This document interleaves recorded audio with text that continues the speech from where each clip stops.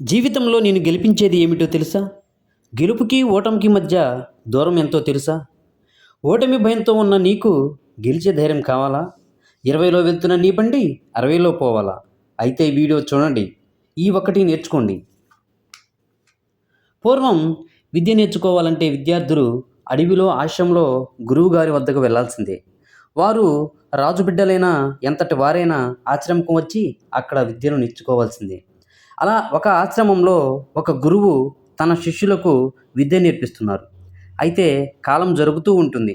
ఒకరోజు గురువు బోధిస్తుండగా మధ్యలో ఒక శిష్యుడు లేచి గురువు వద్దకు వచ్చి, గురుదేవా, నేను చాలా అసంతృప్తితో ఉన్నాను. అందరిలా విద్యను నేర్చుకోలేకపోతున్నాను. త్వరగా అర్థం చేసుకోలేకపోతున్నాను. వెంటనే మర్చిపోతున్నాను.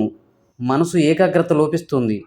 ఎంత మనస్సు పెట్టినా తోటి విద్యార్థులతో పాటుగా రాణించలేకపోతున్నాను అని తన బాధంతా చెప్పుకొని వాపోతాడు. అప్పుడు గురువుగారు శిష్యుని వైపు చూసి ఒక చిరునవ్వు నవ్వి పైకి లేచి, పద వెళ్దాం అని అంటాడు. శిష్యుడు ఏమీ మాట్లాడకుండా గురువుతో పాటుగా ముందుకు సాగుతాడు. కొంత దూరం వెళ్ళాక, ఎక్కడికి గురుదేవా, మనం వెళ్తుంది అని అంటాడు. అప్పుడు గురువుగారు చెప్తా అని మరల ముందుకు సాగుతారు. అలా ముందుకు వెళ్తూ నది వద్దకు తీసుకువెళ్తాడు. నదిలోకి ముందుకు వెళ్తూ ఉంటే శిష్యుడు భయపడుతూ, గురుదేవా, ఎక్కడికి అని అంటుండగా గురువుగారు అమాంతం తన శిష్యుని తలను బలవంతంగా నీటిలో మునిగేలా ఊపిరి ఆడకుండా పట్టి ఉంచుతాడు. శిష్యునికి ఏమాత్రం ఊపిరి ఆడక బయటికి రావడానికి ఎంతో ప్రయత్నిస్తూ ఉంటాడు.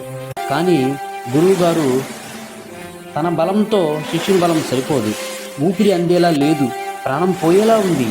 మరికొన్ని క్షణాలు ఇలానే ఉంటే తాను ఖచ్చితంగా మరణిస్తాడు. అప్పుడు తన బలాన్నంతా కూడగట్టుకుని తన శక్తికి మించి పోరాటం చేసి గురువు చేతిని పక్కకు నెట్టి బయటకు వచ్చి ఊపిరి పీల్చుకున్నాడు. ప్రాణం నిలబెట్టుకున్నాడు. శిష్యుడు కోపంతో, గురుదేవా, ఏమిటి మీరు చేస్తుంది? ఎందుకు ఇలా చేస్తున్నారు? ప్రాణం పోయినంత పని అయిపోయింది అని అంటాడు. అప్పుడు గురువు ఇలా చెప్తాడు, ఈ కొన్ని క్షణాలు నీ మనస్సు నిండా ఒకే ఆలోచన, ప్రాణాన్ని కాపాడుకోవాలి. నీ దేహానికి ఒకటే పని, నా చేతిని పక్కకు నెట్టి బయటికి వచ్చి ఊపిరి పీల్చుకోవాలి. బతకడం కోసం ఈ కొన్ని క్షణాలు ఎలా అయితే కష్టపడ్డావో అలానే జ్ఞానం కోసం కష్టపడు. ఎలా అయితే ఈ కొన్ని క్షణాలు నీ శక్తిని సమయాన్ని వృధా చేయకుండా నా చేతిని ప్రక్కకు నెట్టడానికి ప్రయత్నించావో అలానే నీ శక్తిని సమయాన్ని నీ లక్ష్యం కోసం ఉపయోగించు. ఖచ్చితంగా విజయం సాధిస్తావు. మిత్రులారా, మీరు కూడా ఇలానే చేసి మీ లక్ష్యాన్ని సాధిస్తారని ఆశిస్తున్నాను. ఈ వీడియో నచ్చితే లైక్ చేయండి, సబ్స్క్రైబ్ చేసుకోవడం మర్చిపోవద్దు.